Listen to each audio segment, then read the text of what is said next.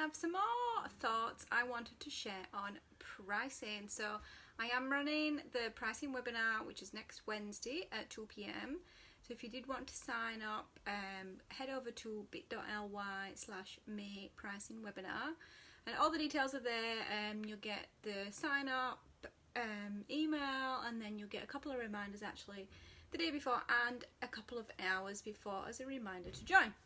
So what did I want to talk about today that I'm probably not really going to get a chance to cover in the webinar, because I do like to keep webinars kind of short and sweet, but I do have a lot of things to talk about in terms of pricing. And the first one I want to talk about is this market pricing. So people often start with a formula and then they develop this knack, in inverted commas, of pricing their products, and they do that generally by looking at what their competitors are charging. Now I want to say that there is some value in doing this, but it's more about context for your products.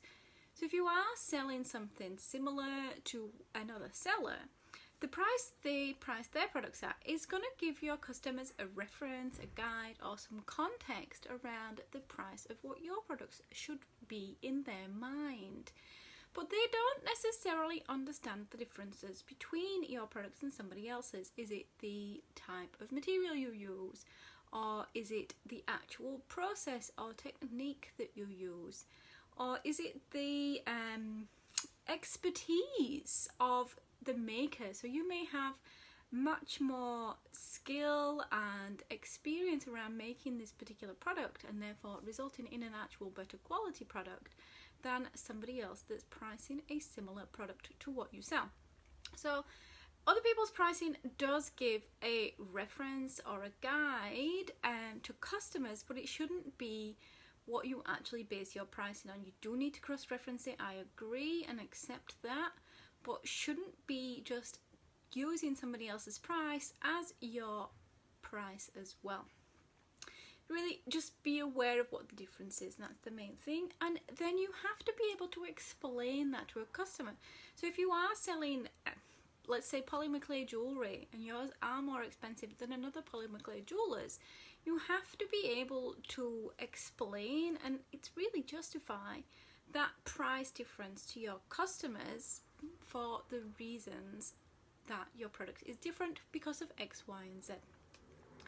Then the second thing I want to talk about is value. Now, if only there was a formula for pricing perceived value. So perceived value is where your product is in the mind of the customer. So if you have a high-end brand, let's say your Tiffany's, sure, you can get away with charging, $300 for a paperclip. That's fine, because you're perceived in your customer's mind as high value, not necessarily high price, but high value. You get a particular level of service if you go to Tiffany's. It's the same. The reason people queue up outside the Louis Vuitton and the Gucci shop is the service as well as the product, as well as the brand name, obviously, with that aspect as well. But they have this perceived value. So if you're selling really expensive products, then the brand around those products should also have that aspect of high value. So you can't be just throwing it on recycled craft board that's roughly cut with scissors and really doesn't look that high end, and you've thrown it in a brown paper bag when you paid a particularly high price for a product that's not really going to be appropriate, and it's not going to help you to achieve that perceived value in your customer's mind. So it's making sure that all the aspects of your product, of your brand even, are aligning with that product pricing. So you do have to think about more than just the product when you're actually pricing. Then I'm going to say this, and it's not all your products will have an equal profit margin. So in the retail world, they have such things as loss leaders. So they have products that they sell at not necessarily a loss, but not at a substantial profit. And what they do is they establish a relationship between the customer and the shop. So the customer gets a decent product for a low price, and they go, oh, this is good value, and they create this relationship. They get to experience the brand's customer service, their level of execution, that sort of thing, they can establish this relationship, and then they're going to go back in future because they're happy with what they received. Now, sometimes you do get that pricing shock. You know, you went and you bought something and you thought, wow, this is exceptional value, and you go back to buy something else and you find that it's not quite such exceptional value. So you don't want to create a huge shock, but there are different levels of pricing in your business. So you also have these things we sometimes called aspirational products. So they're your real high ticket items.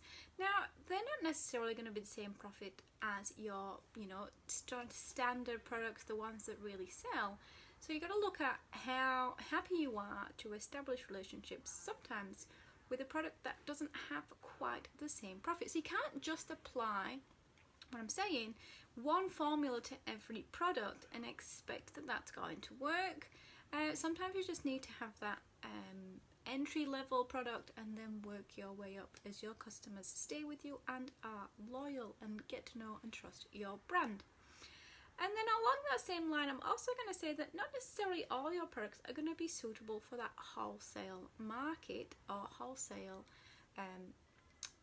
type arrangement. So you may have products that when you create a wholesale price on them would simply just be too expensive. So for a wholesaler or a retailer really to be able to sell, when you've added up your costs, the then fact of doubling that would make that product so expensive and out of line with your competitors that maybe you could actually choose for that product not to wholesale. So you can still sell it, you can still make a profit on it, but you wouldn't be able to wholesale it. So don't always apply that wholesale markup.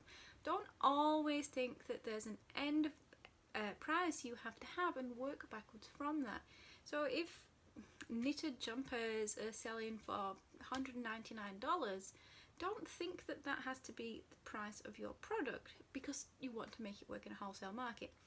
You might not be able to make every product work in a wholesale situation.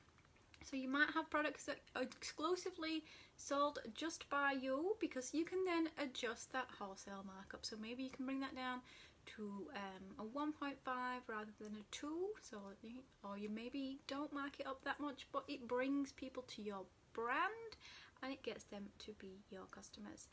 So lots and lots and lots of elements go into pricing, and we are going to cover off some more of those in the webinar, and I'll probably recap on a couple of these but maybe more succinctly. And so if you haven't signed up, I would love to see you there.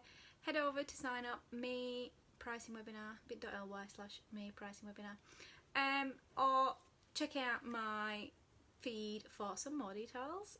And until next week, have a great Thursday.